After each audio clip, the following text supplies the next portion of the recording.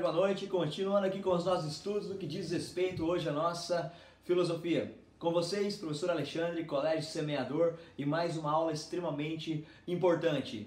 Aula 10, parte 2. Repito, aula 10, parte 2. A partir ali da página 10, René Descartes. Tranquilão? Então, pessoal, na aula 10, parte 1, analisamos Francis Bacon, o empirismo indutivo do Francis Bacon. Acessem ali, maravilha?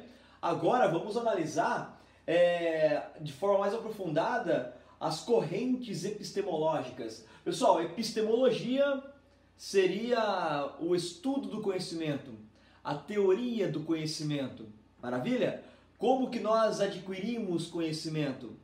E trabalhamos em filosofia de maneira mais efetiva duas correntes. Existem várias, mas para nós aqui, pessoal, para ensino médio, visando o Enem, duas muito fortes, que é a corrente racionalista e a corrente empirista. O Francis Bacon, que nós analisamos na parte 1 da aula 10, ele está aqui nesse time, beleza? O René Descartes, que é o que nós vamos estudar daqui a pouquinho, ele encabeça esse time aqui, o time dos racionalistas, que também tem Platão, tem Spinoza, tem uma galera boa, beleza? O time dos empiristas tem John Locke, tem Aristóteles, David Hume, Francis Bacon, tem uma galera boa também. Pessoal, os empiristas vão dizer que o conhecimento vem de maneira segura, confiável, por meio dos sentidos, beleza? E os camaradas aqui do time dos racionalistas vão confiar muito mais na razão para a aquisição do conhecimento. Vão dizer muitas vezes que os sentidos são falhos, nos enganam. Maravilha? Então, pessoal, time dos racionalistas, time dos empiristas, cada um explicando de suas formas, de algumas maneiras diferentes, como que adquirimos conhecimento. Maravilha? Muito bem, pessoal. René Descartes, mais um pensador da escola francesa, que é riquíssima. Ele é muito conhecido na área da matemática também, na área das exatas. O nome dele, pessoal, é Renatus Cartesius, mas popularmente conhecido aí, pessoal, como René Descartes. Olha o recordezinho temporal, contemporâneo de Francis Bacon, entre os séculos 16 e 17. Esse vai cravar de uma vez por todas o pensamento moderno.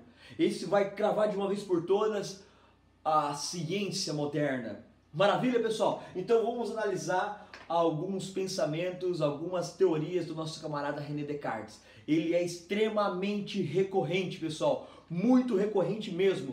No Enem 2019, duas questões que envolviam René Descartes. Então prestem muita atenção, pessoal, muita atenção mesmo.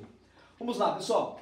Pensamento cartesiano. Esse cara aqui, ele tinha como propósito quebrar os paradigmas medievais, as explicações medievas, beleza? E para isso, pessoal, ele vai utilizar a via do racionalismo, da razão, como uma forma mais segura de elencar as coisas, de adquirir conhecimento, de aplicar a ciência, a razão como método confiável. E aí, pessoal, ele vai ter inspiração em Platão. Inclusive, a sua inspiração em Platão era maior do que em Aristóteles. O nosso camarada René Descartes não confia tanto assim nos sentidos, beleza? Vocês já vão entender. Ele não nega a possibilidade de adquirir conhecimento pelos sentidos, mas ele confia, ele tem ali, pessoal, de fato, a confiança maior na razão. Maravilha? Então ele vai... Aqui, pessoal, tem inspiração em Platão, mas também nos céticos, aquele ceticismo platônico. Pessoal, percebam, o que o nosso camarada René Descartes quer? Ele quer, pessoal, alcançar a verdade.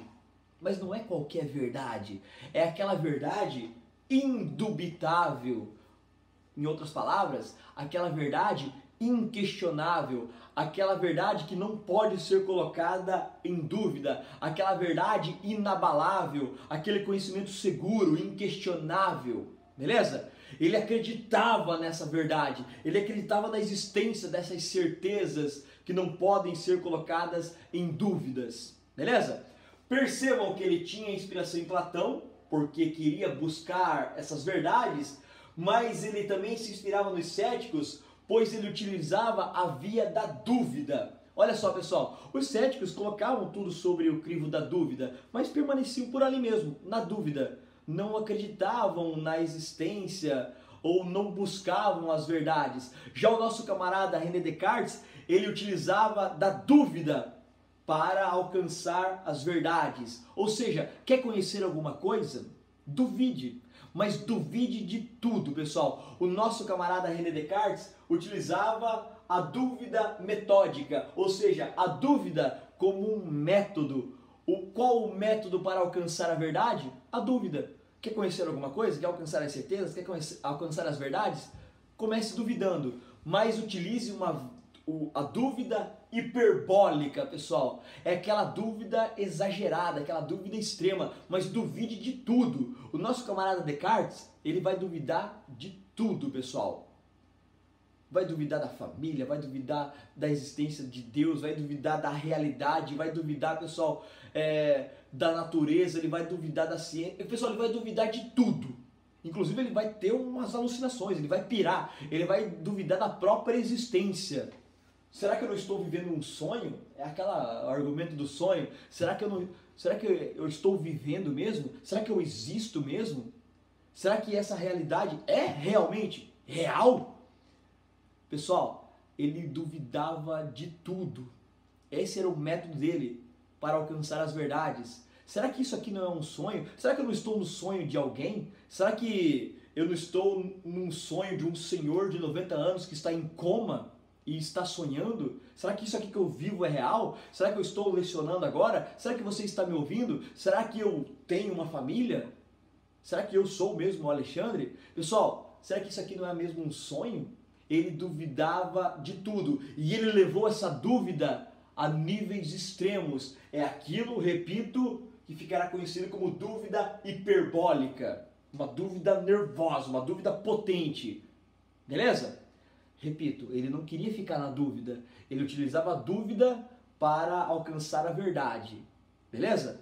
E aí, pessoal, ele vai chegar num momento que ele vai falar assim, pô, cara, eu tô duvidando, eu duvido de tudo. Se eu estou duvidando, eu estou pensando. Não tem como eu duvidar da dúvida. Olha que massa, pessoal. É impossível eu duvidar da dúvida. A única certeza que eu tenho é a dúvida. Então, não tem como eu duvidar que eu estou duvidando. Se eu estou duvidando, eu estou pensando. Se eu estou pensando, é porque existe alguém que está pensando. É porque existe alguém pensando. É porque existe um pensador. Então, se eu estou duvidando, eu estou pensando. Se eu estou pensando, eu estou existindo. É preciso existir para pensar. Então, penso, logo existo. O pensamento é uma certeza que garante a minha existência. Beleza? O cogito ergo sum. O penso, logo existo. Você existe porque está pensando. E aí, pessoal, percebam, essa é uma máxima que ele tem. É a certeza que ele alcança, é aquela verdade indubitável, é aquela verdade inquestionável, inabalável. Você está pensando. E se você está pensando é porque você está existindo, beleza? Então, penso, logo existo. Lá nas próximas aulas, bem mais à frente, vamos estudar um pensador que é Jean-Paul Sartre, que vai inverter essa lógica. Ele vai dizer que primeiro eu existo para depois eu pensar, beleza? Mas deixe isso de lado. Muito bem? Penso, logo existo. Mas ele chegou a essa conclusão depois de duvidar, de utilizar a dúvida como um método, ou a dúvida hiperbólica. E aí, pessoal, agora que eu tenho essa certeza, agora que eu tenho a garantia que o pensamento não pode ser colocado em dúvida, ele vai aplicar o método cartesiano para ter aquele conhecimento inabalável, seguro, confiável. Não confundam método cartesiano com plano cartesiano. Plano cartesiano é lá das exatas, que vocês sabem, muito bem? Método cartesiano aqui na filosofia de Descartes. Pessoal, vocês verão como é muito familiar. Olha que interessante. Espero que vocês estejam vendo bem aqui, pessoal. Olha só. 4 etapas do método cartesiano. A partir do momento que você finalizou as 4 etapas, você tem um conhecimento seguro, inabalável, forte, firme. Beleza? 4 passos: evidência, divisão, ordem e enumeração. Repito, evidência, divisão, ordem e enumeração.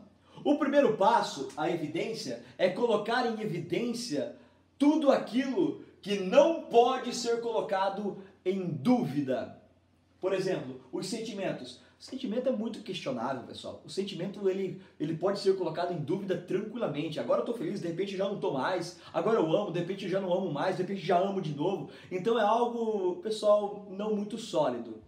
Mas existem muitas coisas que não podem ser colocadas em dúvidas, que eu quero trabalhá-las, beleza? Por meio do método cartesiano.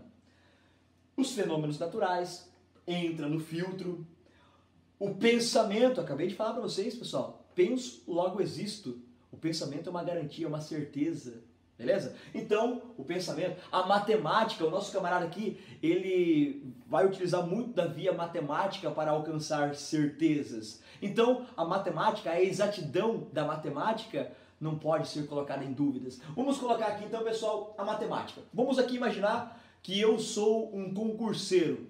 Eu quero estudar para um concurso e matemática, ela é uma específica do meu concurso. Então, eu não sei matemática, eu sou muito falho em matemática. Então, eu quero utilizar o método cartesiano. Muito bem, pessoal. A matemática, ela não pode ser colocada em dúvidas, ela é exata. Então, ela passa pela evidência. Só aceitar o que não pode ser colocado em dúvidas. Então, a matemática entra. Beleza? Segundo passo, dividir. Pessoal, eu não tem como eu estudar matemática inteira de uma vez só. Eu não vou conseguir. Eu tenho que organizá-la, eu tenho que dividi-la, beleza? Então, dividir para ficar mais fácil, para ordenar depois. Então, ó, eu vou dividir em partes. Vou dividir aqui, pessoal, entende? Em regrinha de 3, vou colocar aqui também, pessoal, outras questões aqui de matemática. Eu posso colocar aqui, por exemplo, frações, gráficos, enfim, eu vou colocando aqui. Vocês sabem bem melhor do que eu, né, pessoal? Dentro da área da matemática existem várias formas, vários cálculos, várias fórmulas, né? Beleza? Então eu vou colocar ali regrinha de 3, Bhaskara, gráficos. Maravilha? Dividir em várias partes. Matemática que é tão grande, que é tão extensa, fiz várias divisões. Maravilha? Terceiro passo é a ordem. Eu tenho que começar pelo mais fácil e ir galgando degraus até o mais difícil, até o mais complexo. Beleza? Olha que interessante. O terceiro passo, a ordem, é isso, pessoal. Começar do mais simples e encaminhar-se para o mais difícil. Pô, se você for começar pelo mais difícil, você vai abandonar e já era. Beleza? Então, começa ali pela regrinha de 3, passa ali pelas frações, passa ali por Bhaskara, por gráficos e assim por diante. E vai galgando degraus. Beleza? E o último passo é a enumeração. Que é o que, pessoal? Revisar todo o processo. É isso. Percebam como isso é familiar. Uma galera utiliza esse método e sequer sabia que era um método cartesiano. Beleza? Então, o conhecimento inabalável utilizado por meio da razão e do método cartesiano. Primeiro passo, escolher o assunto, aquilo que não pode ser colocado em dúvida. Aquilo, pessoal, que você vai evidenciar. O pensamento, a matemática, os fenômenos naturais. O segundo passo, dividi-lo, entende? Vou compartimentá-los. Não dá para estudar de uma vez só, tudo. Então vou dividir. Terceiro passo, começar do mais fácil e ir até o mais difícil. E por último, revisar todo o processo para ver se você não deu nenhum vacilo. É isso. Tranquilão? Olha que massa isso, pessoal. Maravilha? Muito bem, pessoal. Olha essa imagem aí. Analisem bem. O que vocês estão vendo nessa imagem aí, pessoal? Utilizem o sentido da visão, beleza? O que vocês estão vendo? Rochas, neve ou cavalos? Muito bem, pessoal. Vamos lá. Dentro dessa epistemologia cartesiana, o nosso camarada René Descartes vai dizer, pessoal, os sentidos podem nos enganar. Se vocês não utilizarem o método, se vocês não utilizarem o método cartesiano para garantir uma certeza que vocês adquiriram por meio dos sentidos, vocês vão dar vacilo, vocês não terão a segurança, beleza? Então, os sentidos podem nos enganar, os sentidos nos enganam, os sentidos são falhos. a partir do momento que você não utilizou eles por meio do método cartesiano. Por exemplo, pessoal, algumas pessoas, ao olhar aquela imagem anterior, viram cavalos, outros viram só neve, só rochas, e outros viram qualquer outra coisa menos isso. Ou seja, pessoal, é uma imagem só, e várias pessoas enxergando muitas coisas diferentes naquela imagem por meio do sentido da visão. Beleza? Ou seja, os sentidos podem nos enganar, os sentidos são falhos. Se eles são falhos, se eles podem nos enganar, então eu não posso confiar neles para a aquisição de um conhecimento inabalável, inquestionável, indubitável. Beleza? Eu só posso confiar na minha razão. Somente a razão leva ao conhecimento inabalável. Eu só posso confiar na razão, nessa razão que é inata, que nasce com a gente, que nasce conosco. Beleza? Percebam, não confundam inato com nato, beleza? Nato significa nascido e inato é nascido com. Então a razão, ela é inata. O conhecimento, ele é inato, nasce conosco, beleza? E os sentidos, aquilo que vem por meio dos sentidos, quando não passam pelo crivo do método, podem nos enganar, podem nos confundir, podem nos iludir, não são confiáveis. Então, confiem na razão. Por isso que René Descartes ele é racionalista. Tranquilo, pessoal? Aí, por isso que ele vai dizer do princípio do inatismo. São aqueles conhecimentos nascidos com a razão, nascidos conosco. Beleza? Ô louco, mas Descartes, não tem como conhecermos por meio dos sentidos? Não dá mesmo? Ele vai dizer, até dá, cara, até dá, só que não são confiáveis. Se você não passar pelo crivo do método, aí vai ficar esculhambado, aí vai ficar bagunçado, vai ficar ilusório, não vai ser seguro. Por exemplo, existem os conhecimentos que vêm por meio da razão, os conhecimentos inatos, e existem aquelas ideias, aqueles conhecimentos adventícios, ou seja, que advêm por meio dos sentidos, beleza? Por exemplo, eu toquei essa garrafinha, eu vi essa garrafinha, ou seja, é um conhecimento adventício, adquirir ele por meio dos sentidos, mas se eu não passar pelo crivo do método, não vai ser seguro, beleza? E tem aqueles conhecimentos factícios, que são aqueles conhecimentos da imaginação, beleza? Por exemplo, pessoal, um desafio de René Descartes aí para vocês. Tentem pensar em algo que não exista. Olha a frase dele, penso, logo existo. Se eu penso, então é uma garantia da existência, beleza? Tentem pensar em algo que não exista. Para René Descartes, tudo que eu penso corresponde a algo. É o princípio da correspondência. Tudo que eu penso corresponde a algo. Tentem pensar em algo que não exista. Vamos lá, sejam criativos. Tentem pensar em algo que não exista. Alguns vão desafiar Descartes. Alguns vão dizer assim, ô Descartes, eu estou pensando aqui em unicórnio. O Descartes vai dizer, ó, cara, até que é criativo, mas unicórnio, o ser unicórnio, realmente não existe. Mas eu estou pensando nisso. Mas o que é unicórnio? É um cavalo, é uma ideia de cavalo, e cavalo existe. Branco, e o branco existe. E chifre existe. Beleza? O cavalo, pessoal, existem cavalos negros, existem cavalos brancos, cavalos marrons, cavalos pequenos, cavalos grandes. Então percebo que a ideia é de cor, a ideia é do quadrúpede e chifre. Chifre tem, pessoal, no touro, no boi, em algumas pessoas. Beleza? Pessoal, então percebo que por mais que você tentou ser criativo, você só juntou ideia de chifre, do branco e do cavalo e juntou no unicórnio. São coisas que existem. Outros vão dizer assim, tá aí fada. A fada não existe, mas a ideia de fada é o quê? É mulher, existem mulheres, reduz o tamanho dela e coloca ali, pessoal, uma varinha na ponta, asinha, asa tem nos passarinhos. Por mais criativo que você tentou ser, você utilizou coisas que existem. Tente pensar em algo que não exista, beleza? Só que é possível conhecer por meio dessa imaginação. É aquilo que ele vai dizer que são os conhecimentos factícios, são os conhecimentos da imaginação.